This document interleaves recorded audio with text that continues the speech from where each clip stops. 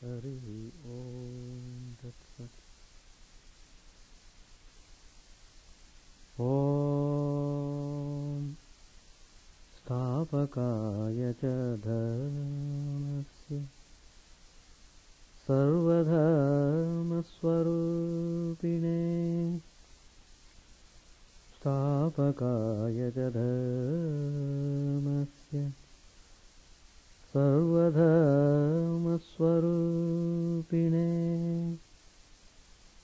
Avatara Varishtaya Ramakrishna Math Namaha Asato Ma Sadgamaya Tamaso Ma Jyotirgamaya Mrityormamritangamaya Om Shanti Shanti Shanti. Let us offer our salutations to Sri Ramakrishna,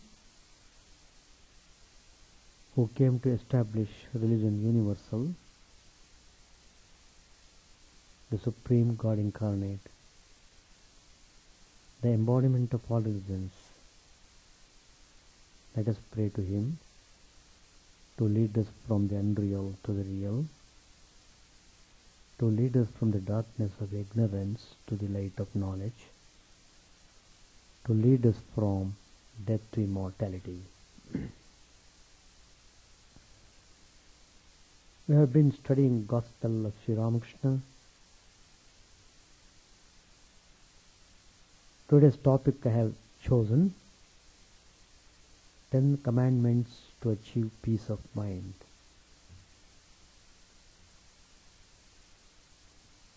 As long as people are involved in worldly activities beyond control, they cannot have peace of mind. Not only that, they cannot really enjoy real happiness in life. So, there are methods how to achieve peace of mind. In fact, in the last class I told one boy, a bright boy, good-looking youth, studying medical school, and he was crying, Swamiji, how can I get peace of mind? In my one interview, how is it possible to give him peace of mind? One has to practice steadily, constantly, with determination, then only it is possible. It is not impossible, it is possible. Ways are there, and Sri Ramakrishna has clearly shown the way through his teachings. So, the very first commandment is, do not interfere in others' business unless asked.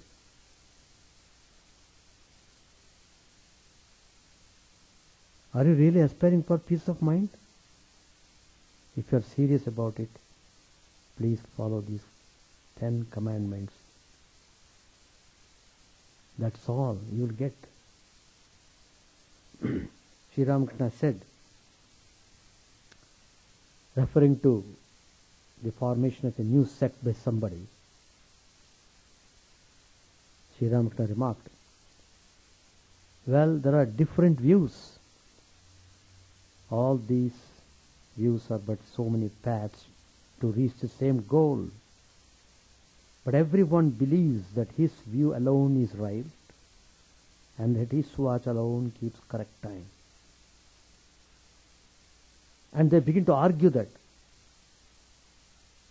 That is what is happening in the name of religions, how people are losing the balance of their mind. The main cause of the tremendous unrest in the whole world is religious disharmony. And Sri Ramakrishna came to establish harmony among religions. But people are not ready to really aspire for peace of mind. Terrible competition in matters worldly, leading them to chaos. Most of us create our own problems by interfering too often in others' affairs. We do so because somehow we have convinced ourselves that our way is the best way. Our logic is the perfect logic, and those who do not conform to our thinking must be criticized and steered to the right direction, our direction. So this kind of argument has got a tone of fanaticism, narrow-mindedness, bigotry. When you are having all these, how can you expect peace of mind? It's only on the paper. But Sri Ramakrishna is very practical in assuring how to get real peace of mind. So, this kind of attitude on our part denies the existence of individuality and consequently the existence of God, for God has created each one of us in a unique way. No two human beings can think or act in exactly the same way. All men or women act the way they do because they are prompted to do so by the divine within them. There is God to look after everything. Why are you bothered? Mind your own business. If you concentrate on this ideal, you will have peace of mind. The second commandment, which is very important, equally important, in order to establish well in the peace of mind, is forget and forgive.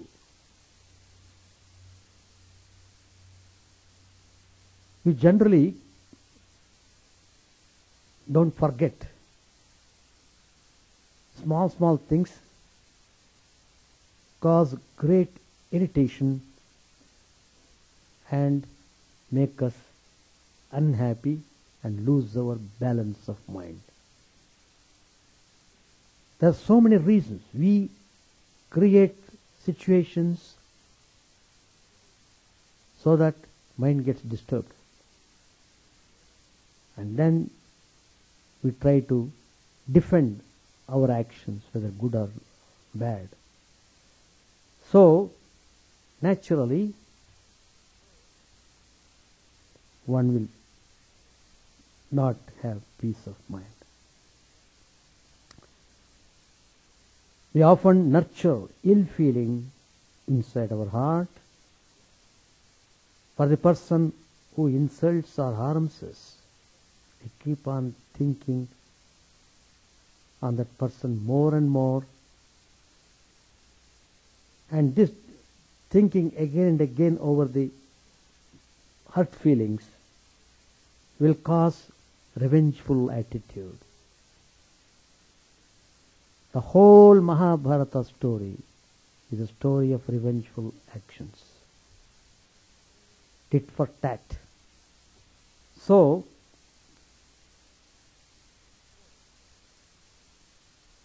we foster grievances which in turn results in loss of sleep, develops stomach ulcer, high blood pressure, and many other ailments that stealthily gnaws us from within. So many body ailments.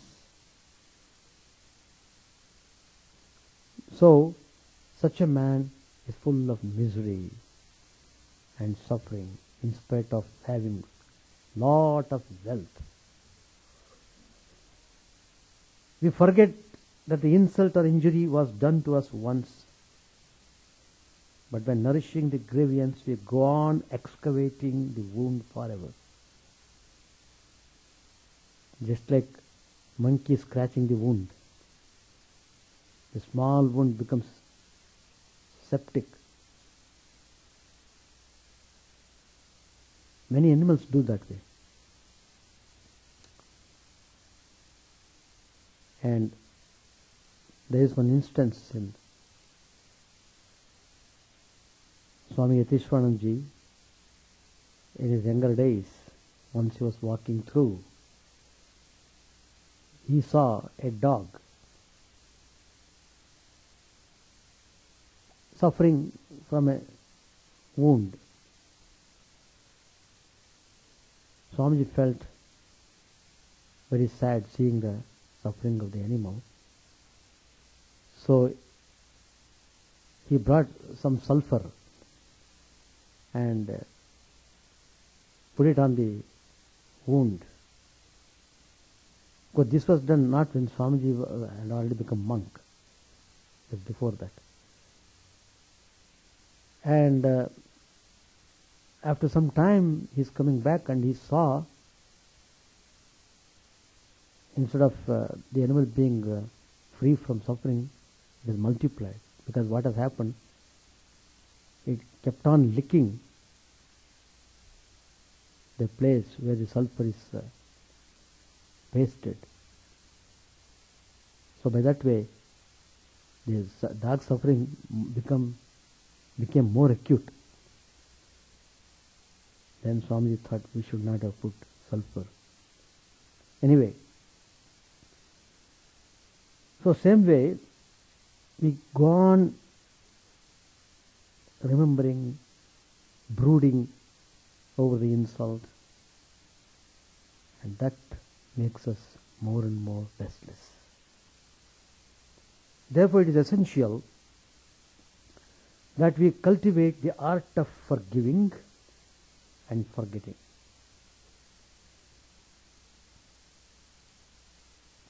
Believe in the justice of God and the doctrine of karma. Let God judge the act of the one who insulted you. Life is too short to waste in such trifles. Forget, forgive, and march on. Sri Ramakrishna says in the Gospel, O Lord, be gracious. My mind, which should think of you day and night, has been wasting its power. It thinks of worldly things alone.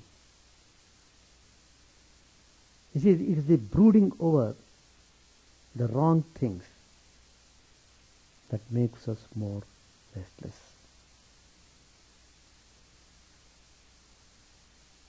So, forgiveness is a spiritual quality.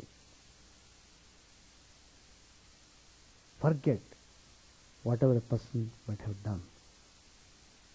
That shows the strength of the person. Anyway, if we don't have such strength, it means we should cultivate that. We should cultivate. That's why practice is mentioned. Practice is prescribed in order to make us strong. Otherwise, why should there be practice at all?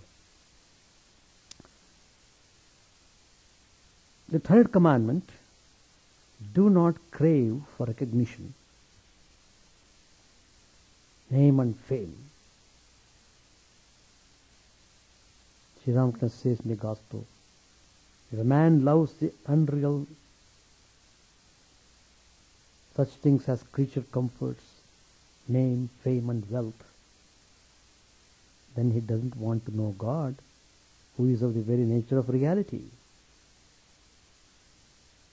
So mind is totally absorbed in pursuing name and fame, power and position, becoming more and more wealthy. So in that process, he himself is causing more and more restlessness in the mind. So you can't expect peace of mind according to your terms. There's a definite way of achieving peace of mind. You have to follow all these things meticulously. Then you will have peace of mind. So, practicing spirituality makes you more and more peaceful. This world is full of selfish people. In fact, the nature of worldliness is selfishness. The more you are selfish, the more you are worldly.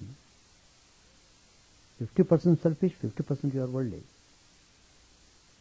25% selfish, 25% you are worldly.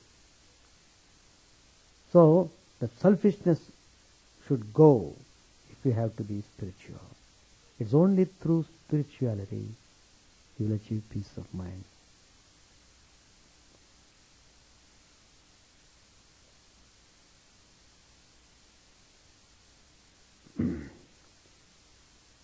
The people seldom praise anybody without selfish motive. They may praise you today because you are rich and have power, but no sooner you are powerless, they will forget your achievement and start criticizing you. Moreover, each person is a mortal with a bundle of defects in them. No one individual is picture perfect. Then why do you value the words of praise of another mortal like you? Why do you crave for such false recognition and lose your peace of mind if the world does not praise you? Believe in yourself. People's praises do not last long and are not worth it. Do your duties ethically and sincerely, and leave the rest to God. If you get the recognition from God, that is real recognition. The fourth commandment is, do not be jealous.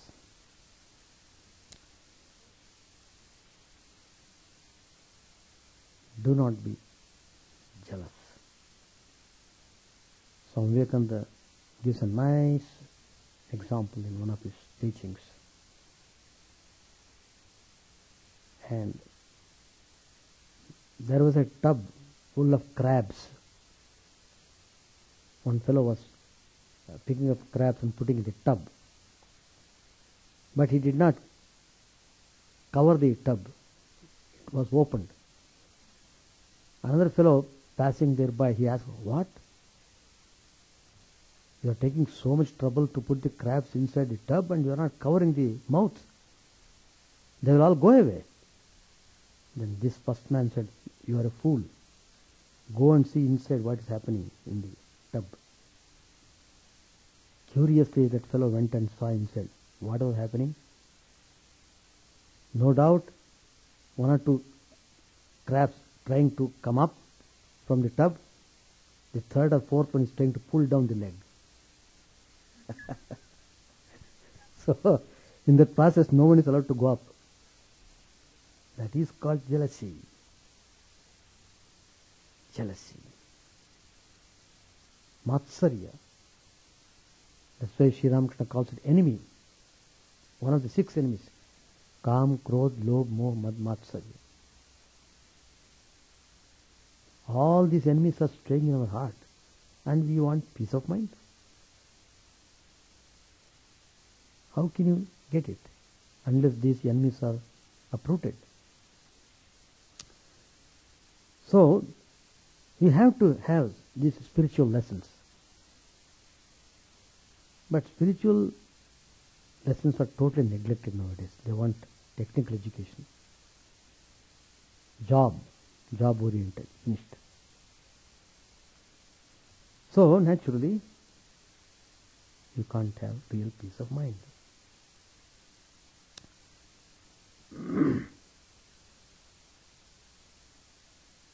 So Sri Ramakrishna says in the Gospel,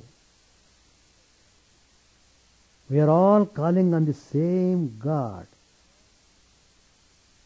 Jealousy and malice need not be. Don't be jealous. You will progress very fast.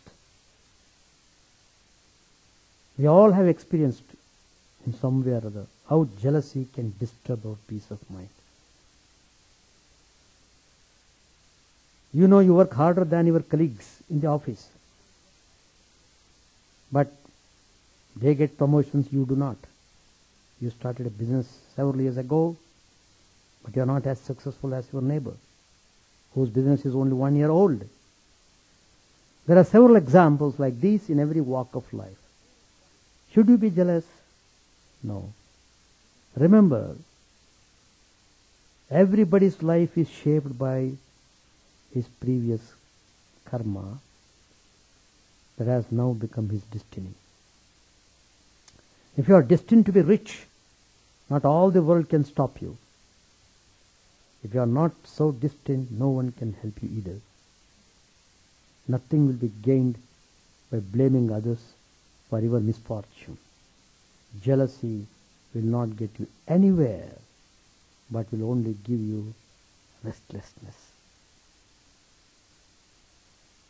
The fifth commandment, change yourself according to the environment. If you try to change the environment single-handedly, the chances are you may fail. Instead, change yourself to suit the environment. As you do this, even the environment which has remained unfriendly for you will mysteriously appear to be congenial and harmonious.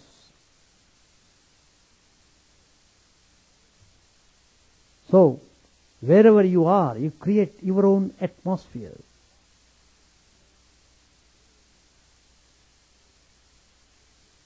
That's very important.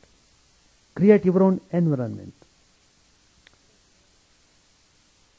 The sixth commandment is endure what cannot be cured. Sri Ramakrishna said in the Gospel, one must practice spiritual discipline such as self-restraint, self-control, forbearance, and the like. So many hurdles come, so many things happen, but we have to bear with. You have to bear with. So forbearance is a spiritual quality again. You have to develop all spiritual qualities. So in order to do that, you have to maintain discipline in life. This is the best way to turn a disadvantage into an advantage. Every day we face numerous inconveniences, ailments, irritations and accidents that are beyond our control. We must learn to put up with these things. We must learn to endure them cheerfully, thinking, God will it so, so be it. God's logic is beyond our comprehension. Believe it, and you will gain in patience, in inner strength, in willpower. So we must take everything in this perspective. Learning. Everything has a teaching, a lesson for us. If you have that attitude of learning, then it is very helpful for getting peace. Seventh commandment is, do not bite more than you can chew. This maxim should be always remembered. We often tend to take more responsibilities than we are capable to carry out. This is done to satisfy our ego. You must know your limitations. Why take on additional loads that may create more worries? You can't gain peace of mind by expanding your external activities. If you have extra time, then spend it in an inward life of prayer, introspection and meditation. In fact, Sri Ramakrishna says in the Gospel, one should pray, "O Lord, please lessen my duties in the world, so that I can devote more time in prayers and meditation."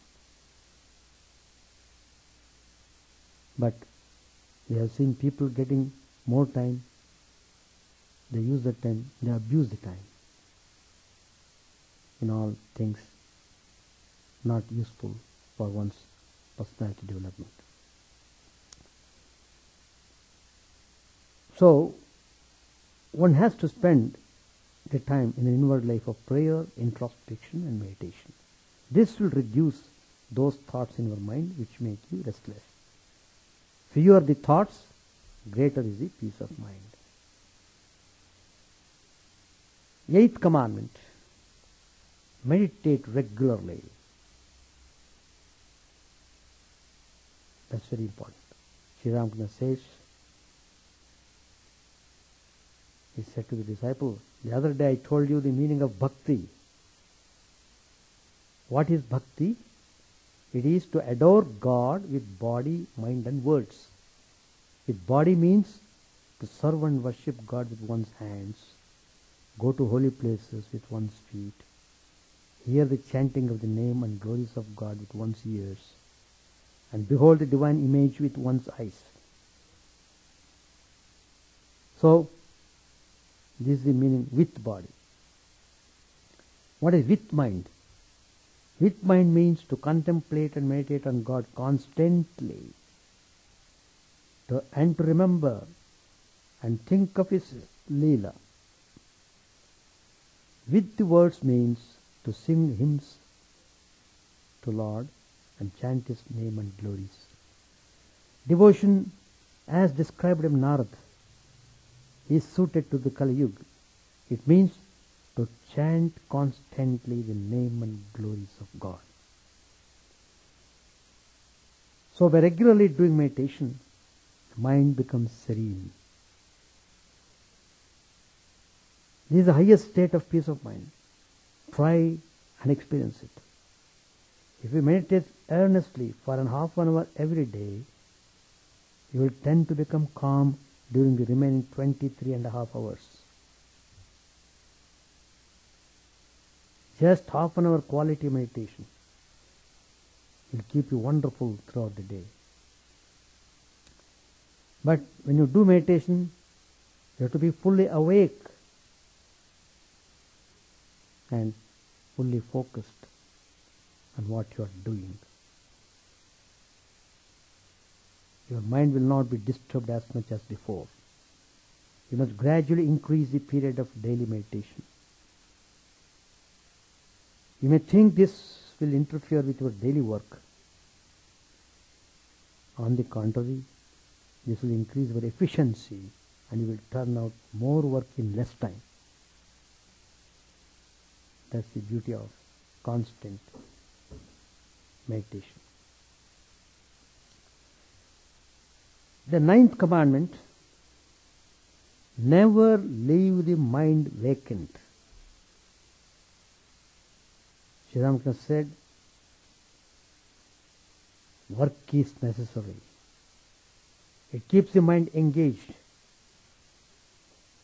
It will not do to say that God exists and then idle away your time. You must reach God somehow or other. Call on Him in solitude and pray to Him, "O Lord, reveal Thyself to me." Weep for Him with a longing heart. You roam about in search of woman and gold, lust and gold, like a madman. No, be a little mad for God. Let people say, "This man has lost his head for God." Why not renounce everything for a few days and call on God in solitude?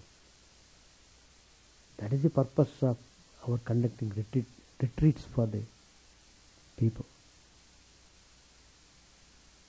At least for 3 days they'll be cut off from all other botherations, so they can fully focus on the retreat. When they go back, they immensely enjoy. Immensely.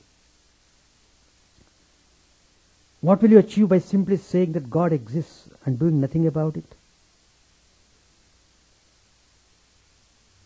There are big fish in the Haldar Pukur, Sri Ramakrishna says in the Gospel. But can you catch them by merely sitting idly on the bank? Prepare some spiced bait and throw it into the lake. Then the fish will come from the deep water and you will see ripples. That will make you happy. Perhaps a fish will jump with a splash and you will get a glimpse of it. Then you will be so glad. Sri Ramakrishna gives another example. Milk must be turned to curd and the curd must be churned. Only then you will get butter. What a nuisance. Someone must show God to a man while he himself sits idly by all the while. Someone must extract the butter and hold it in front of his mouth. What a bother. Someone else must catch the fish and give it to him. All these are words of Sri Ramakrishna. A man wanted to see the king. The king lived in the inner court of the palace, beyond 7 gates. No sooner did the man pass the first gate than he exclaimed, "Oh, where is the king?"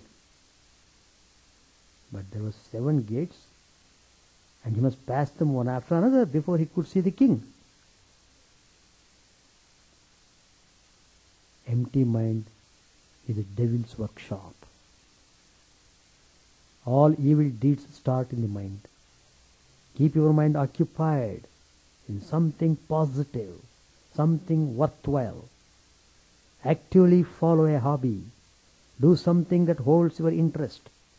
You must decide what you value more, money or peace of mind. Your hobby, like social work or temple work, may not always earn you more money, but you will have a sense of fulfillment and achievement. Even if you are resting physically, occupy yourself in healthy reading or mental chanting of God's name. The last commandment, the 10th one, do not procrastinate and never regret. Do not procrastinate and never regret. Sri Ramakrishna again says in the Gospel, one cannot achieve anything through laziness or procrastination. People who desire worldly enjoyment say about spiritual progress, well, it will all happen in time. We shall realize God sometime or other. Do not waste time in wondering, should I or should I not? Days, weeks, months and years may be wasted in that futile mental debating. You can never plan enough because you can never anticipate all future happenings. Always remember, God has His own plan too. Value your time and do things. It doesn't matter if you fail the first time. You can rectify your mistakes and succeed the next time. Sitting back and worrying will lead to nothing. Learn from your mistakes, but do not brood over the past. Do not regret. Whatever happened was destined to happen only that way. Take it as the will of God. You don't have the power to alter the course of God's will. Why cry over the spilt milk? So, Sri Ramakrishna has said many things Sri Ramakrishna has said in the Gospel.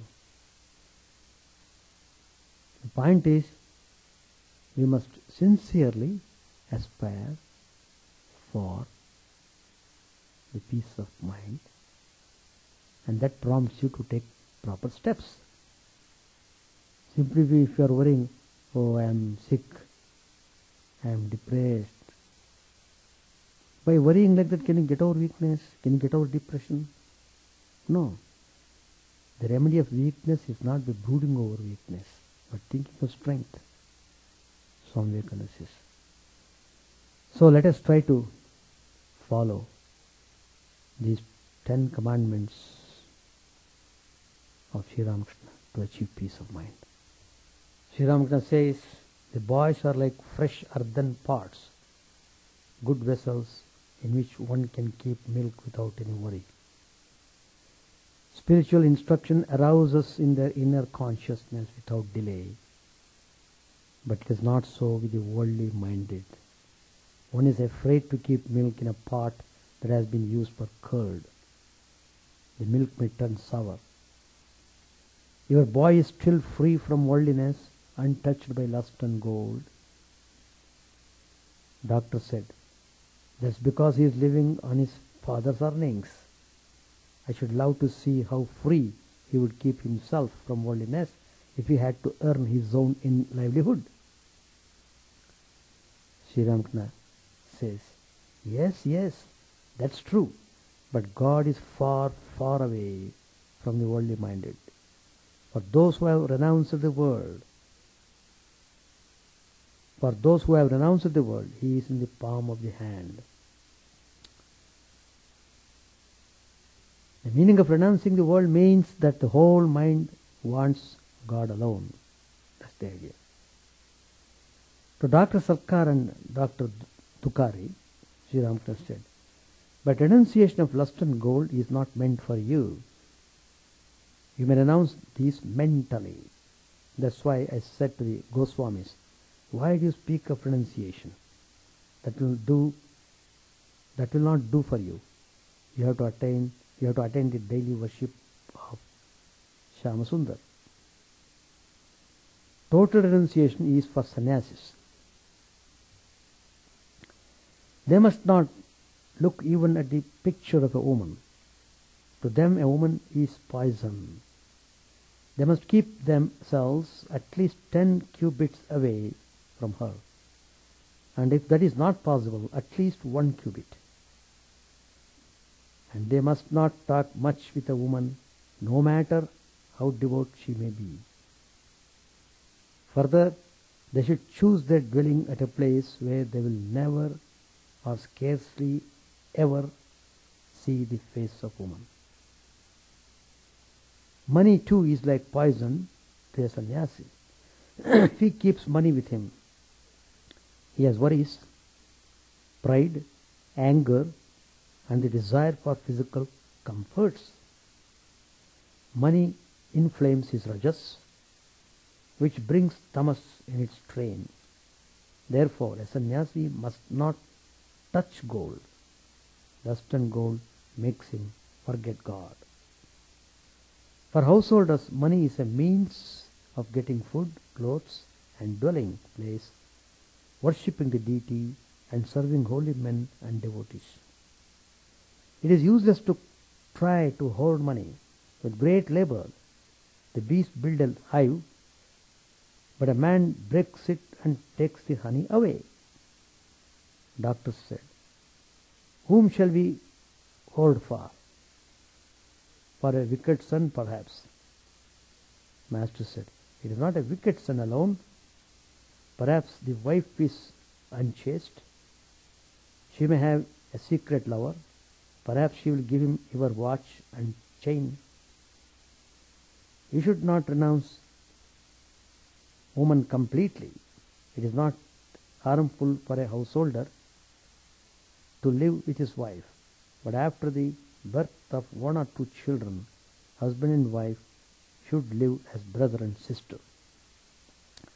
It is attachment to lust and gold that begets pride of learning, pride of money, and pride of social position. One cannot attain divine knowledge till one gets rid of pride.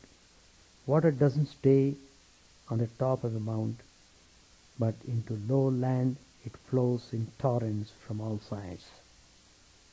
Doctor said, but the water that flows into the low land from all sides, contains good water and bad water, muddy water and ditch water. Again, there are hollows on mountain tops as well, as at Nainital and Manasarovar. These contain only pure water from the sky. Sri Ramakrishna said, only pure water from the sky. That's good. Doctor said, further, from an elevated place, the water can be distributed on all sides. Master said smilingly, a certain man came to possess a Siddha mantra, a sacred word by repeating which one attains perfection. He then went to the top of a hill and cried aloud, repeat this mantra and you will realize God. Doctor said, yes. Master said, but you must remember one thing. When his soul feels restless for God, a man forgets the difference between good water and bad water, ditch water. In order to know God, he sometimes goes to good men, sometimes to imperfect men. Dirty water cannot injure an aspirant if God's grace descends on him. When God grants him knowledge, he reveals to the aspirant what is good and what is bad.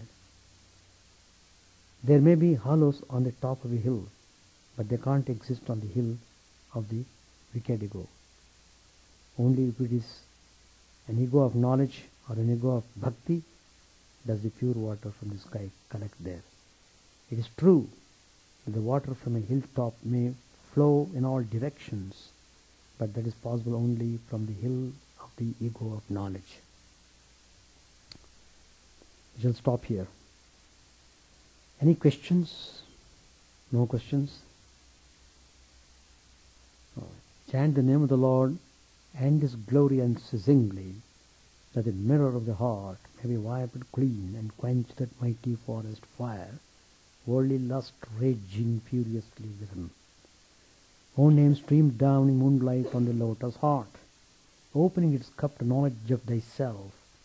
O self, drowned deep in the waves of His bliss, tasting His nectar at every step, bathing in His name, that bought for very souls. Various are thy names, O Lord, in each and every name thy power resides. No times are set, no rites are needful for chanting of thy name. So vast is thy mercy, how huge then is my wretchedness, who finds in this empty life and heart no devotion to thy name. O may mind be humbler than a blade of grass, be patient and forbearing like a tree, take no honor to thyself, give honor to all, chant and sing the name of the Lord. O Lord and soul of the universe, mine is no prayer for wealth or retinue, the playthings of lust or the toys of fame. As many times as I may be reborn, grant me, O Lord, a steadfast love for thee. A drowning man in this world's fearful ocean is thy servant, O sweet one. In thy mercy, consider him as dust beneath thy feet. Oh, how I long for the day when instant separation from thee, O Lord, will be as 1,000 years. And my heart burns with this desire, and the world without thee is a heartless void. Prostrate at thy feet let me be, in unwavering devotion, neither imploring the embrace of thine arms, nor bewailing the withdrawal of thy presence, though with tears my soul ascend. O thou who stillest the hearts of thy devotees, do with me what thou wilt, for thou art my heart's beloved, and thou alone. O Lord, lead us from the unreal to the real, lead us from darkness to light, and lead us from death to immortality. May all be free from dangers, may all realize what is good, may all be actuated by noble thoughts, may all rejoice everywhere, may all be happy, may all be free from disease, may all realize what is good, may none be subject to misery. May the wicked become virtuous, may the virtuous attain tranquility, may the tranquil be free from bonds, may the free make others free.